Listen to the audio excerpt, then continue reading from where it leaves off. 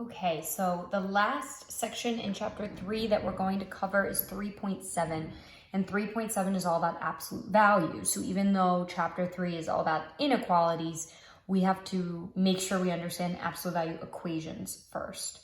So the first part of 3.7 is absolute value equations, and that's what we're going to talk about today. So something to consider, and hopefully you have some familiarity with absolute value, but I need to make sure I understand what that means. You know, I might hear it, I'm going to show you where it is on the calculator, but I need to make sure I actually understand the concept of absolute value. Absolute value is all about distance from zero. And because it's distance, it's always positive.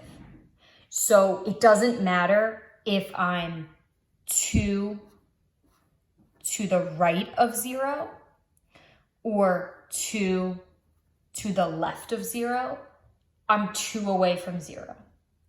So to tie that into absolute value, the absolute value of 2, how far is 2 from 0? It's 2 away. How far is -2 from 0? It's 2 away. So essentially what we say when we solve absolute value problems, equations, inequalities, we talk about this idea, you're going to take a positive and negative case. Okay, we're going to talk about the fact that if the number's positive inside, keep it positive. If it's negative inside, make it positive, right? So far, all we've said is absolute value means it's positive. But to try to understand and have that deeper understanding of why that is, because if you struggle with the why, you're going to struggle through this section because it's a little more challenging to just sort of memorize what it means. But that understanding that it's the distance from 0, which is why it's always positive. Because distance doesn't really matter, direction doesn't really play into that. Right? It doesn't really matter how I'm 2 units away. It just matters that I'm 2 units away. Doesn't matter the direction. So we're going to use that concept and we're going to think about this problem right here as we move into some of the beginning problems that we have. So just to show you how you do absolute value on a calculator, my 3-year-old son was playing with my calculator, if you couldn't tell, because it's just a row of arrows. All right, thanks, buddy. So if you go to math, which is where we go for the fraction stuff, right? Math, enter, so we're comfortable with that. But then you have to use the right arrow and you have to move over one to number or numerical, whatever that second tab stands for. And that first option says ABS. That's not talking about your ab muscles, right? It's talking about absolute value. So if you hit that, so it's just math and then the right arrow and then enter, you'll see that it provides you with absolute value bars. And if you type in 5, the absolute value of 5 is 5. Try it again, math, right arrow, enter, -5, and you'll see you still get a positive 5 as a result. So whether you have a positive or negative on the inside of those absolute value bars, the result of taking the absolute value is always positive. So in solving absolute value equations, you almost have to go backwards in that logic. What is this actually saying, right? A couple of things that I want to think. It wants me to solve for x, right? So I want to think about what was x originally to give me this result of 6, right? So that's how I'm sort of conceptualizing it at first. But also, this is absolute value of something equals 6. So if we tie it back to distance, it's saying that the distance from 0 is 6. So where might I be if my distance from 0 is 6 units away? I could be at 6, right? If I'm at 6 on the number line, I'm 6 away from 0. But I could also be at -6. And if I was at -6, I would still be 6 away from 0.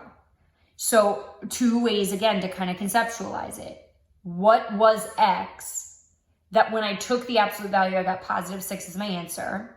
Or if the absolute value of x equals 6, where might I be if I'm 6 units from 0? And so hopefully you can see, and we've kind of already said it, you're either at +6 or -6. And again, think about plugging those in here. What is the absolute value of 6? It's 6. What is the absolute value of -6? It's also 6.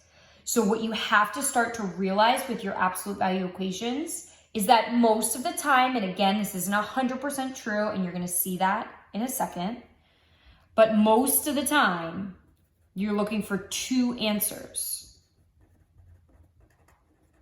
to each question.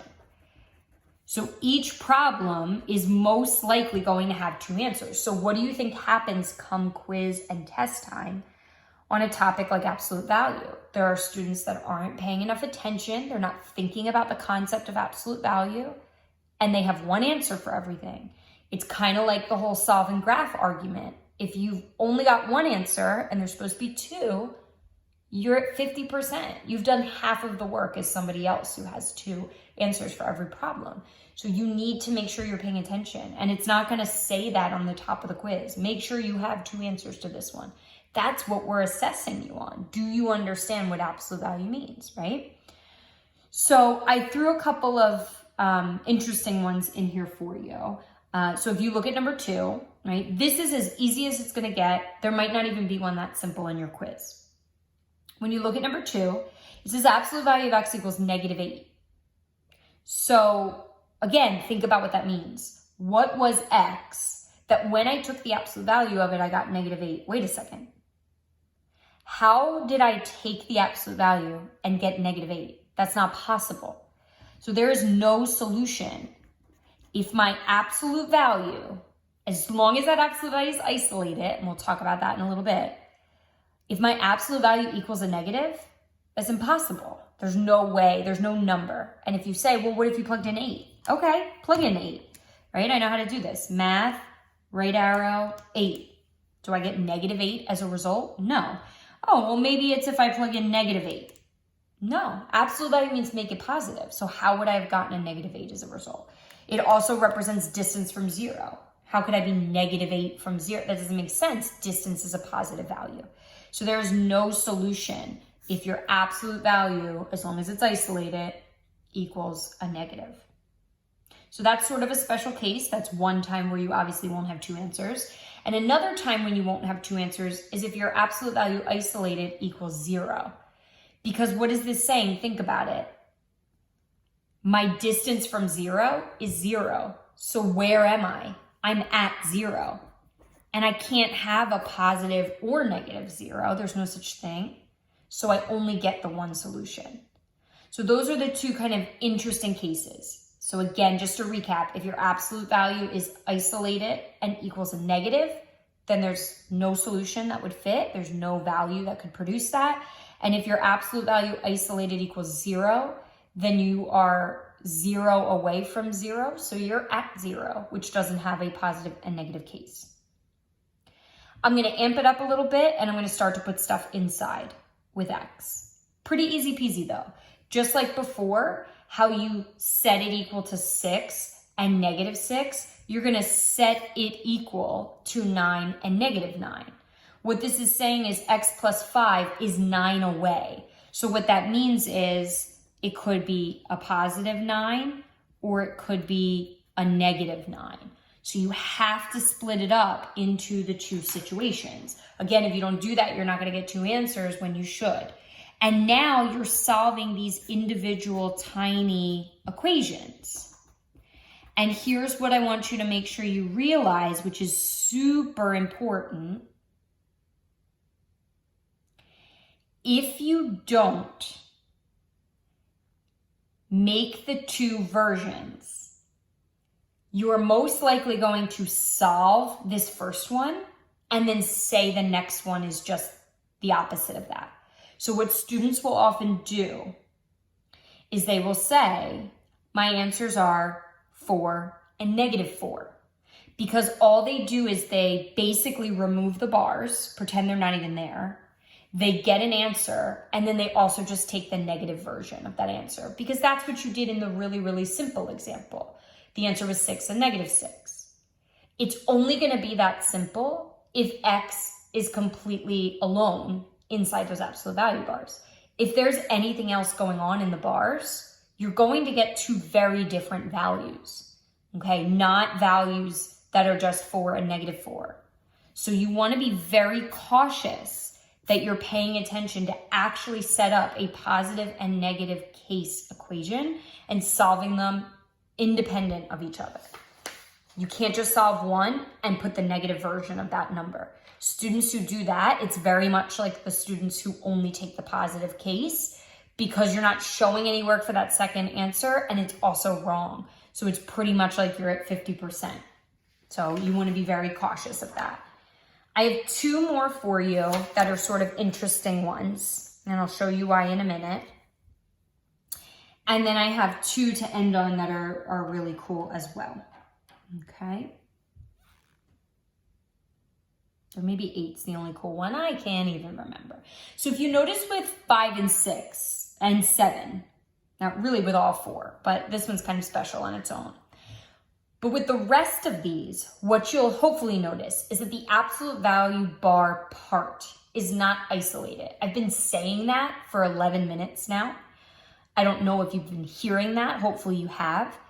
But this whole positive and negative situation, this whole idea that if I'm this far away from 0, I'm at the positive and the negative version of that, that only makes sense if you're saying absolute value of something equals a number.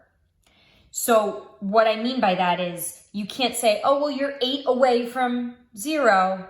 No, you're not, because there's other stuff going on the left-hand side of that equation besides the absolute value part. So the only way that logic works is when you have whatever's inside here, when you have that absolute value isolated, no number in front, okay? No plus or minus outside of it. It has to just say absolute value of something. This could be anything. This could be as complicated as you want it to be. It could be extremely complicated. But until that absolute value is isolated, the logic of the positive and negative case mean absolutely nothing. It's baloney. So you need to isolate your absolute value first. That is always step 1. So that you can get absolute value of something equals a number. And then that's when you can do your positive and negative case. So before I can do my positive and negative case, I have to subtract 2 from both sides. I get absolute value of 3x equals 6. Notice the absolute value on the left is isolated. There's no number out in front of the absolute value. There's no plus or minus outside the absolute value on the left-hand side of the equal sign. It just says absolute value of something equals 6. So that means I'm ready to do my 2 cases. 3x equals positive 6 and 3x equals negative 6. I solve each of those equations individually. I get x equals 2, circle it. X equals -2, circle it. So again, because it didn't have a plus or minus inside the absolute value bars, you do end up getting that same number, positive and negative. My suggestion would be that you don't assume that. Do the problem as if they're going to be 2 totally different answers, so that way, you're not jumping steps and skipping things. For number 6, same thing. It's not just absolute value equals 18. It's 2 times that. So I have to get rid of that 2. You're basically treating that absolute value of x item like it's a variable, right? You're isolating that whole thing. So I'm actually 9 away. So I could be at positive 9 or I could be at negative 9. 2 answers circled. For number 7, same thing. My first step is to isolate that absolute value. So I have x plus 3 inside the absolute value. I don't care that it's complicated inside. But on the left-hand side of my equation, I have a -6, and I can't have that. So I'm going to add 6 to both sides. And at that point, because my absolute value, again, almost treating that like its own variable, because that's isolated and equal to 8, that means I'm 8 away. So because of that, I'm setting up my positive 8 scenario and my negative 8 scenario. If you set it up with a positive and -2, you will get the wrong answer. Okay? I promise. Try it. You won't get the same thing. This one, you'll get the same thing for one of them, but not for the other. Okay? Notice my answer is not positive and negative 5, right? So I'm solving each of those independently, getting 2 different answers, circling both. And the last one that I have for you is a great one, just as a reminder. It doesn't matter how complicated the problem looks. If you isolate your absolute value and it equals a negative, the answer is no solution. What you want to be careful of is if you had a problem that looked like this, absolute value, I don't care how complicated it is, minus 10 equals negative 3, something like that. Your absolute value is not yet isolated. So it's not an absolute value equals a negative. Because once you add 10 to both sides and isolate, you now have equals a positive 7 in this example. You have to isolate first before you make any sort of conclusion, whether it's to set up your positive and negative case, whether it's the fact that it equals 0 or the fact that it equals a negative. It all stems from having that absolute value isolated first, because that's the logic of this positive and negative version.